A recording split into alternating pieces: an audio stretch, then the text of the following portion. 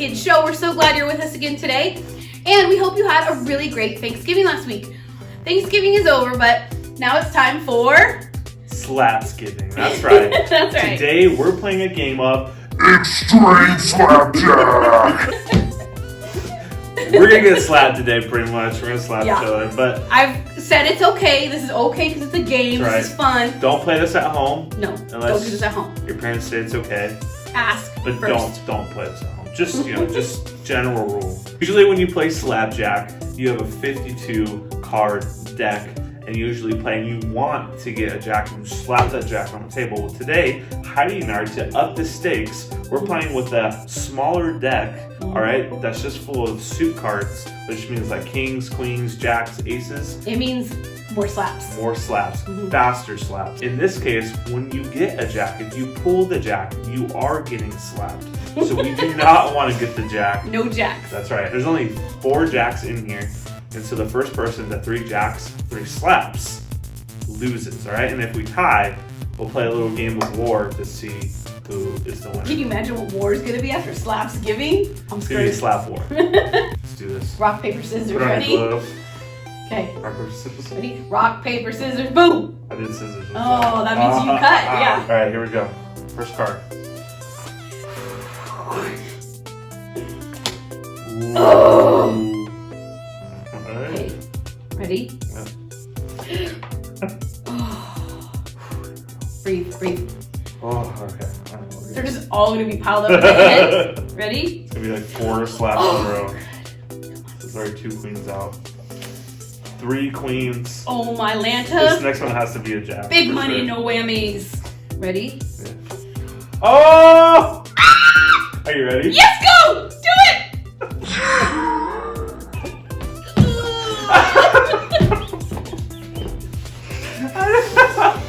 Oh my god. Okay. Alright, that's my turn. Yeah, it's you. Oh. If I hit all of them, who's going to slap me for fun, okay?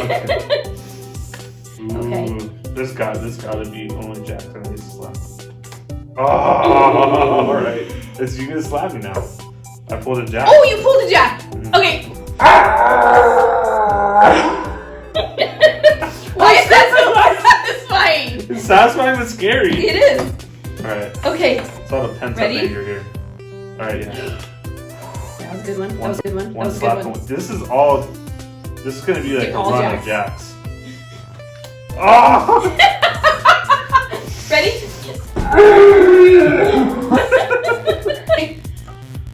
Okay.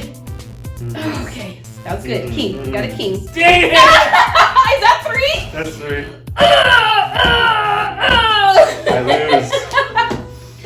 Alright. One. Happy Slapsgiving, friends! That was a fun game of extreme slapjack. And if we didn't say so, happy Slapsgiving. Let's get ready to hear a great word from Pastor Casey and get up and get ready to worship God and move. Get your wiggles on, friends. Let's go.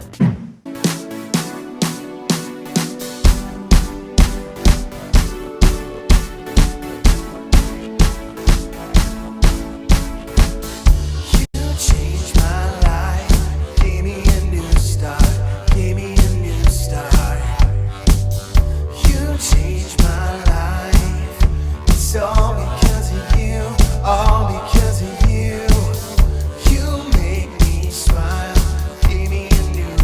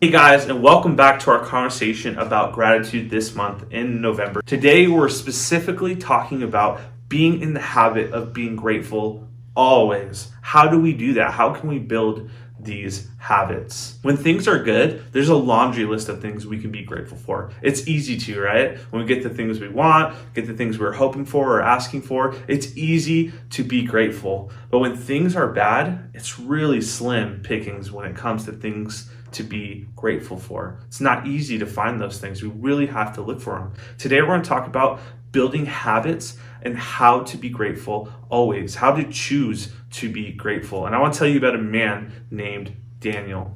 And maybe you've heard of Daniel. He's most famous for being thrown in a lion's den and surviving that. But even more than that, Daniel didn't have an easy life. When he was younger, he actually got taken from his home and thrown into a new country, serving a king that he didn't have to serve before, and also learning a whole new culture, a language, how to act, how to eat, how to do everything there. And the great thing about Daniel, though, is even though that all these bad things have happened to him, he always found a way to be positive. He always found a way to worship God, and he always found a way to be grateful. Because he chose it. He knew that being grateful wasn't just about what things are good or bad. Being grateful is about choosing those things. It's about choosing to be grateful. It's about saying thank you and choosing to be a person of gratitude. It's not easy to do it, but Daniel found a way to do it. Like I said, he got taken from his home and into a completely different country and culture.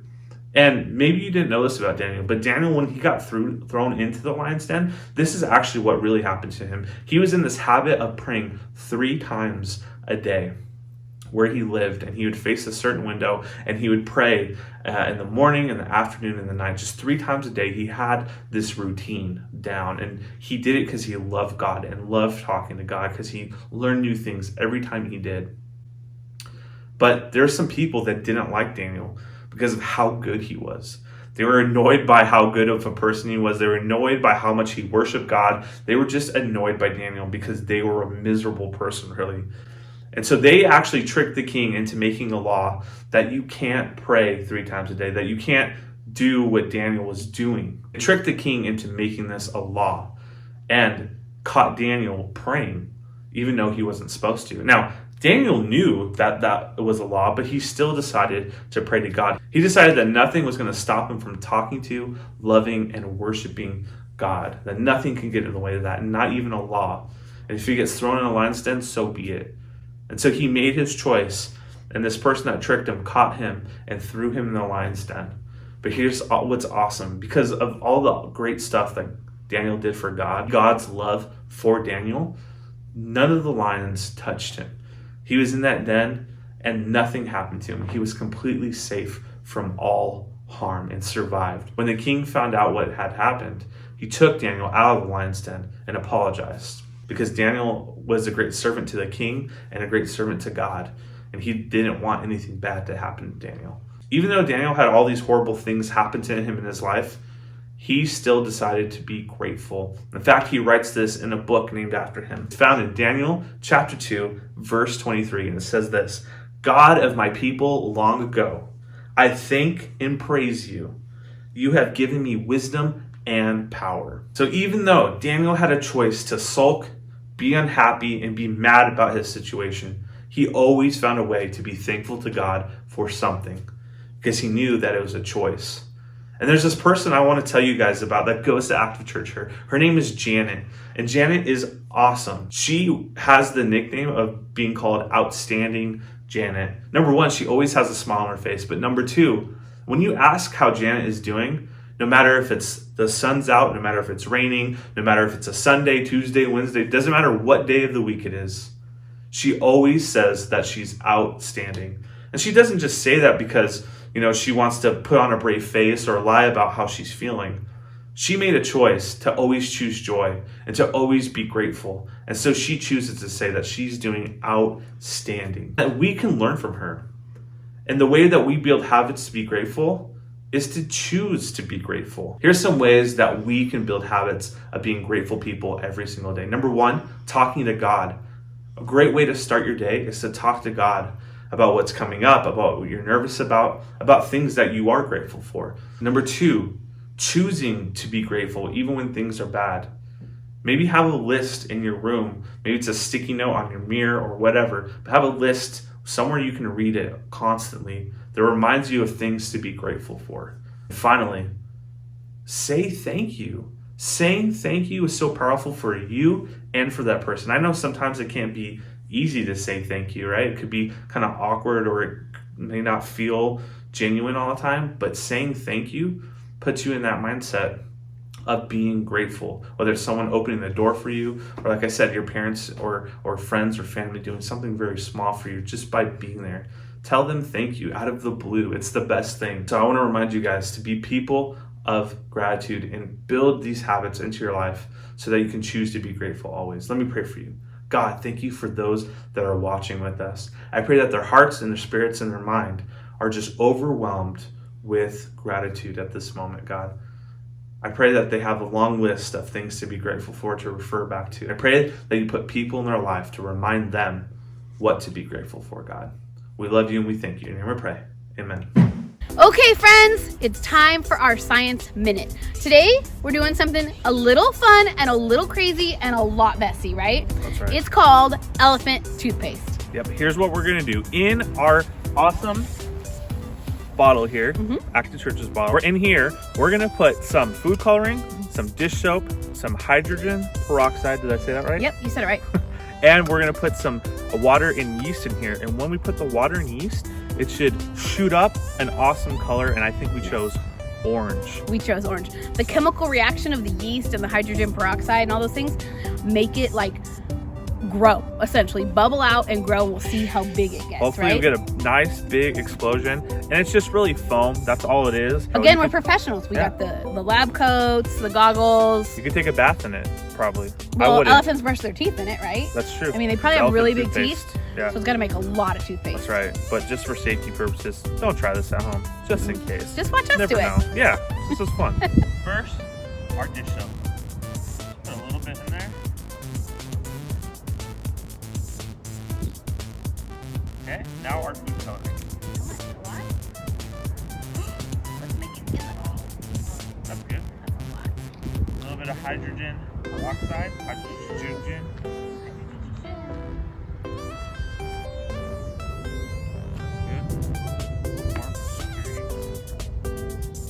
Combine our yeast and water. Quite good, right? Stir it up. Stir it around a little bit. Alright. Ready? Let's grab the stuff. Let's get ready to Oh run. yeah, that's right. We're gonna have to run? All right, you guys, here we go.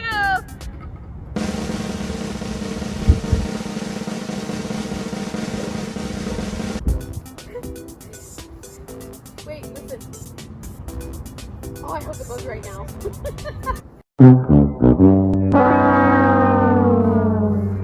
Okay, are we ready? You ready to run? Here we go.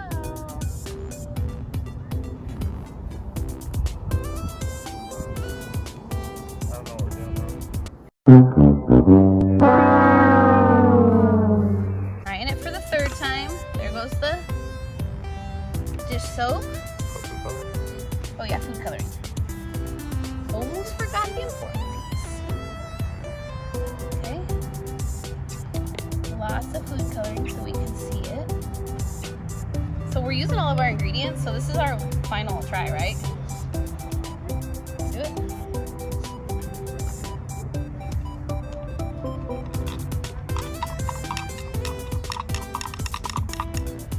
Okay. Here we go. This is gonna work, right? This is gonna work, right? Okay, here we go. The yeast in the water. Okay. Slowly. There it goes. Woohoo! All I do is win, win, win, no matter what. Got money on my mind. We did something. Well, it reacted. All right. Well, what did we learn, Casey? We learned that we have no idea what we're doing when it comes to elephant toothpaste. Yeah. We put all the ingredients together. However, we didn't get the reaction we want. We don't know if it's the bottle we used or how many ingredients we used. Yeah. We tried the perfect amount, we tried a little bit more, and then we just overdid it the third time. We did overdo it. And but that's it the worked thing a little about bit. science, right? Yeah. It's an experiment. Sometimes it works, sometimes it doesn't. We're definitely going to retry this some other time Yeah. and get it right. But here's some clips on how it's supposed to look.